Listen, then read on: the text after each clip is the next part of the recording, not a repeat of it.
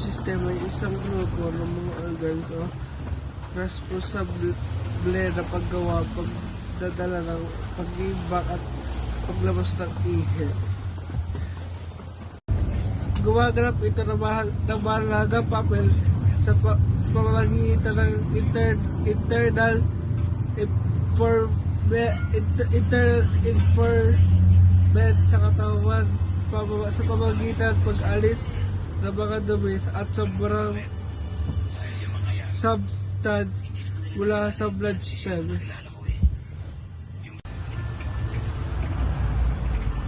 Nare-regular ng system ito ang balance ng water at salt, blood pressure at heart mass based sa balance natitiyak na gumaganap ng tama ang katawan. Ang kidneys ay sumasakal sa dugo upang lumikha ng urine na naglalaman ng mga dumi tulad ng urine at RBI.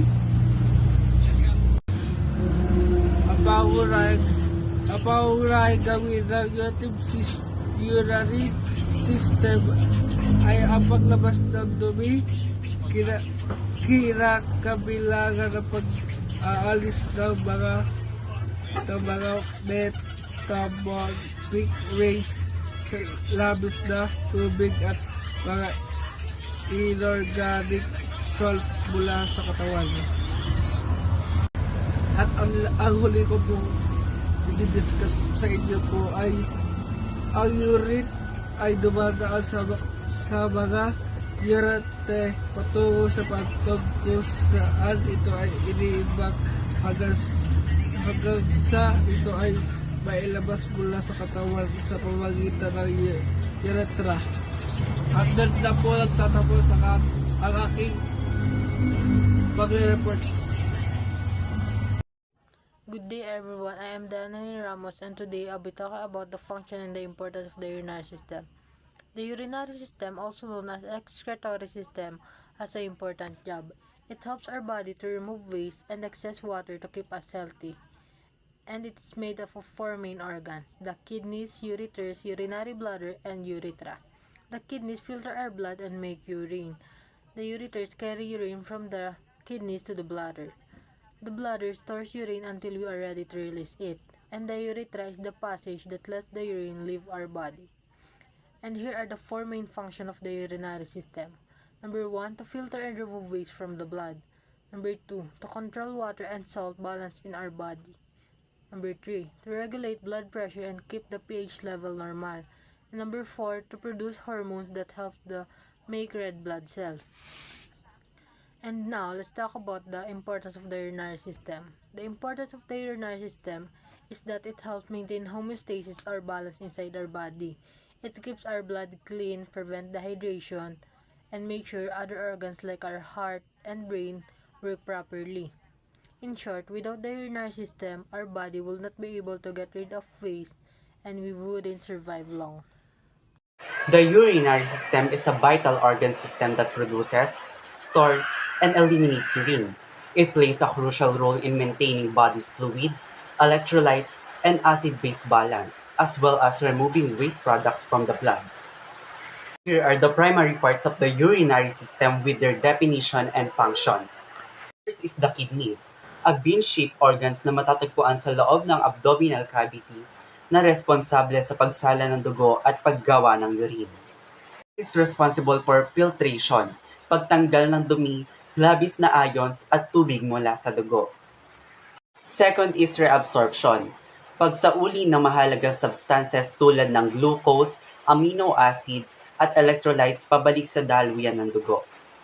Third is hormone production, synthesize and secrete hormones like erythropoietin for red blood cell production and renin for blood pressure regulation.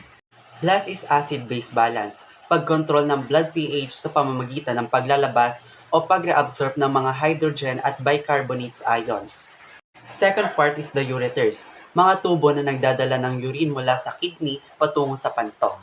It is responsible for peristalsis, transport urine through rhythmic muscular contractions.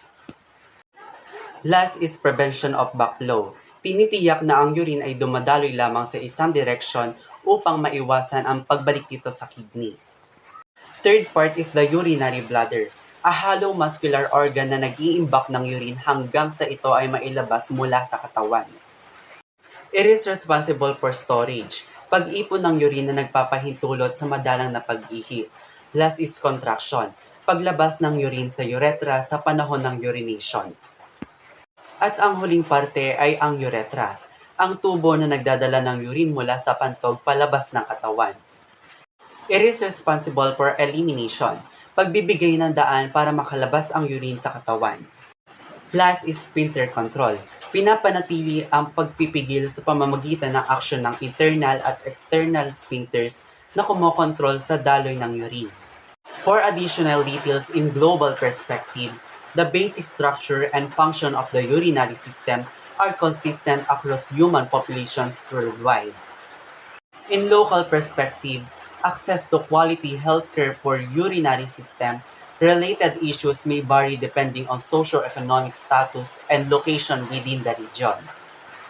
Common urinary issues in the Philippines include urinary tract infections or UTIs, kidney stones, and complications from diabetes affecting kidney function.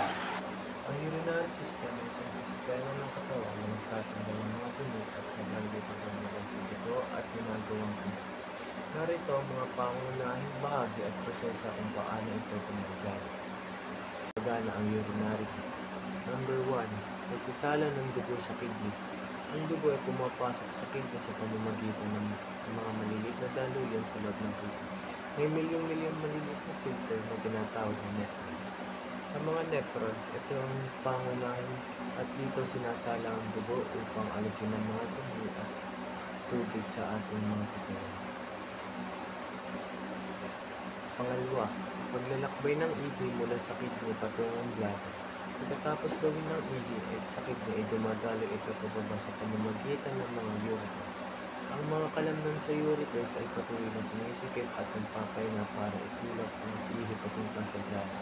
Pag-imbak ng ihi sa bladders, ini-imbak ng bladders ang ihi hanggang sa maging handa ka ng ihi. Number 4. Pag-ihi or urination. Kapag handa ka ng umihi, nagpapadala ang utak ng signal sa mga kalamnan ng bladder para gumunti at pisilin ang ihi palabas. Kasabay nito, nagpapadala rin ng signal ang utak na may sphincter muscle para mag-relax na nagpapaintulot sa ihi na lumabas sa urethra. Ang ihi ay tuluyang lumalabas sa katawan sa pamamagitan ng